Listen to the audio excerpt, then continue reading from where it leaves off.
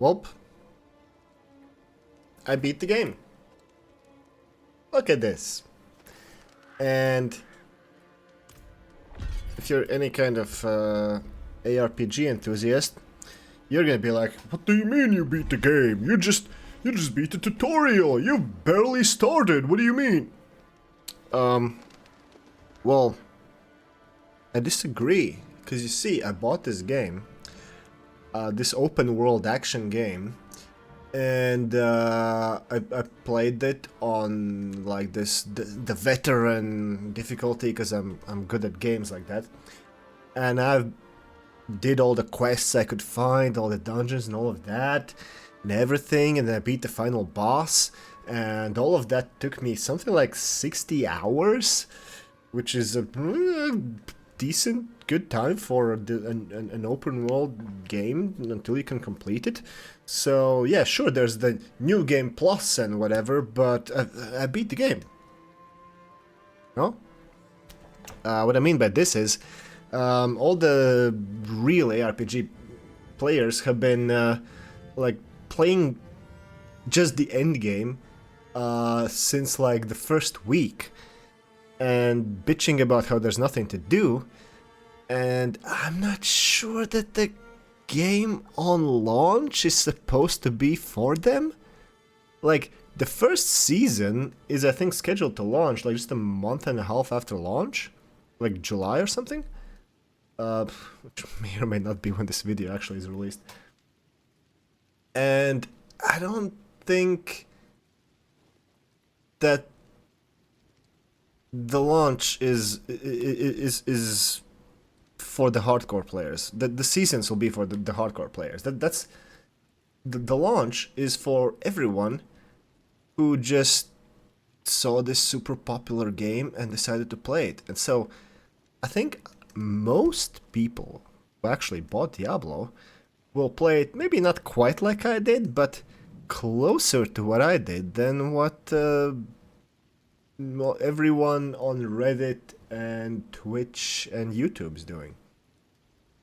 Because there is actually quite a lot of content in this game.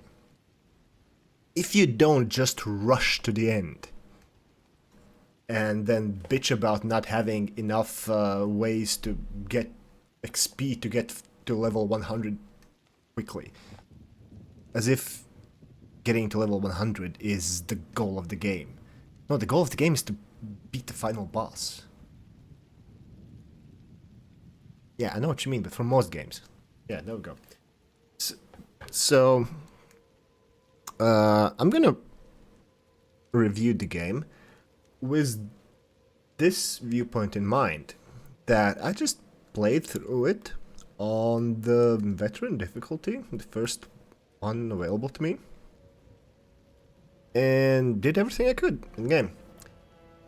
And that's, I think, the strongest point of the game, is how much world building, how many side quests, fully voiced NPCs and well-voiced NPCs are there with their little subplots that a lot of, like, this isn't Witcher 3 tier, but it's still pretty good, much better than what I would expect from your average open world game. They really put the work in, and I think people who just rush to max level are missing all of that. So, well, whatever, you can play how you like, of course. Still, even in this super leisurely pace, I have encountered 3 huge issues with the game. Well, 2 huge, 1 relatively minor. I'll start with the minor one. The always online shit. There is no need for the game to be online. You gain nothing from seeing other players in the game. Absolutely nothing. You gain lag from having to constantly be logged in. There's just no need. For the cooperative activities, like the events, you don't need other players. The regular events, fuck that. For the like hell tides and World bosses, I think in these 60 hours, I spotted one world boss, made a solid attempt at him, didn't quite get him, whatever. Yeah, those can be like instance where you join in, get thrown in a party that's only exists in that little area where you do the event. You don't need a whole fucking game to be constantly online for that. And there was at least one occasion when the servers got fucking DDoSed, and like for 7 hours people couldn't play at all. What is effectively a single fucking player game, or at least should have that option. The other two problems are actually way bigger. So one is scaling. Fuck scaling.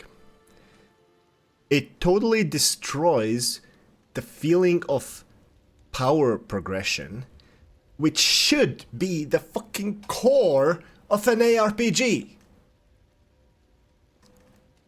Why is my power level just basically it goes up a bit and then goes flat? It goes up while I'm still like making my build, basically getting like huge gear upgrades, getting new spells and so on. It's like, okay, I'm getting into the game, and then it just goes flat because as I level up and get slightly better gear and all, everything else around me levels up. At no point do I actually feel myself getting stronger. What happened to games where you would progress from area to area, and like in one area you're killing stuff, you're leveling up, you're getting stronger, and you feel you're getting stronger, and then you go to another area which is a harder area, so you're like relatively bumped down in power level, but it like feels natural that, oh yeah, this is the stronger area, we have like bigger demons or whatever. Most games used to do that some time ago. I'm not sure if they still do that, but this fucking scaling bullshit has just been creeping into games now. And yeah, no, it's pretty much the same Diablo 3. I don't remember if it was on launch, but Diablo 3 basically doesn't have a... The campaign is a joke at this point, so who the fuck cares? I'm not sure how it was in Diablo 2, I don't fucking remember.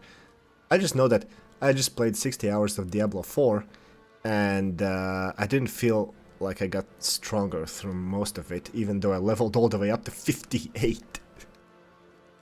Well, I got a bit stronger after 50, after the scaling ended, because I'm stuck in World Tier 2, because well...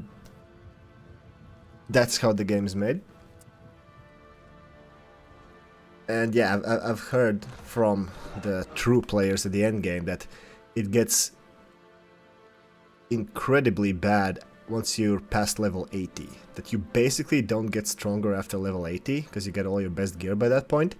And the last few Paragon points don't really give you shit, because you've already gotten like all the good rare stuff.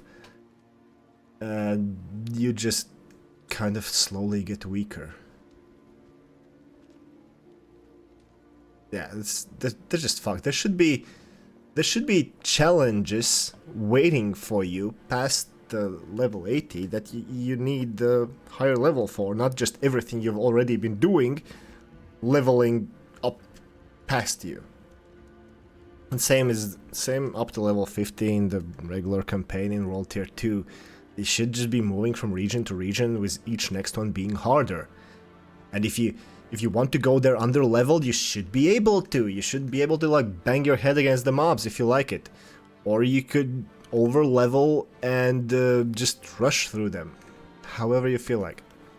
That's how games used to do. I don't know why the fuck we can't do that anymore. I've read basically just the one argument of someone actually trying to defend this, which was, oh, then you couldn't play in party with your friends if you had to be the same level to have the same challenge. And I was like, wait, first off, what percentage of people play in parties?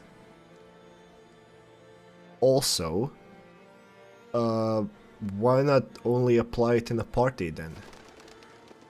Like, scale everyone up to, I don't know, either the highest level in the party or the lowest. Probably the highest would make better, like, it just... And so you can go do that content or something. I don't know, I don't really care how it's implemented in parties. I just want it out of my fucking single player. Okay, and the other super huge fucking problem, which I fucking hate and I will continue to fucking hate as I keep playing the game, because I will actually keep playing the game, of course. It's how legendary gear isn't your best gear. Or well, of course, you do walk around all in legendaries, but if a legendary drops, it has the extra sound effect and the little animation and the ray of light in the sky. And you're just...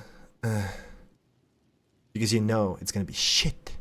How you get upgrades is you have to find the right aspect on a legendary, pull it out of that, disassemble the legendary, then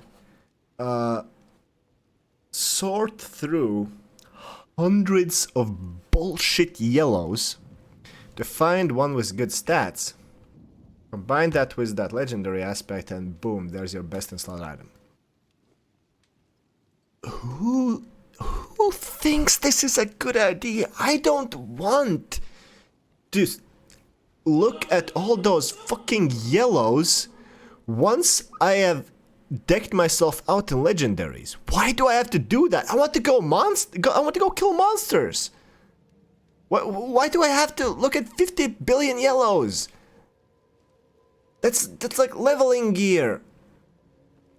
Why can't I get a good drop and then wear it? What happened to that? Why do I have to play fucking Excel with my inventory?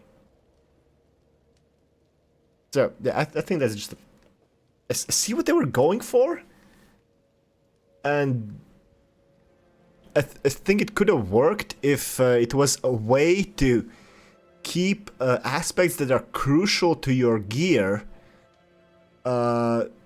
like crucial to your build, that is, to keep them in your gear as like little patches, like, okay, this yellow item is gonna have shit stats compared to legendary because it's not a fucking legendary, it's yellow, but you can put the legendary aspect on it so it doesn't completely break your build until you find the correct legendary, and then that legendary would be markedly better than the same level of yellow item with the aspect tacked on. That's how it should be. Then that would be a cool way to be able to, like, kind of do a half upgrade if you can't find the right legendary. As it is, fucking garbage. Fucking stupid. Throw the whole system out rather than have this. So, yeah, even though I really liked all the world and the plot, and I enjoyed playing through these 60 hours of campaign, I cannot in good conscience give this game, in the way I played it, as an ARPG, all the single player content up to killing Lilith in the veteran difficulty, I can't give it more than a 6 out of 10. Because it just doesn't do what an ARPG is supposed to do. The gearing sucks, and the leveling sucks. Because you're not really leveling because of scaling.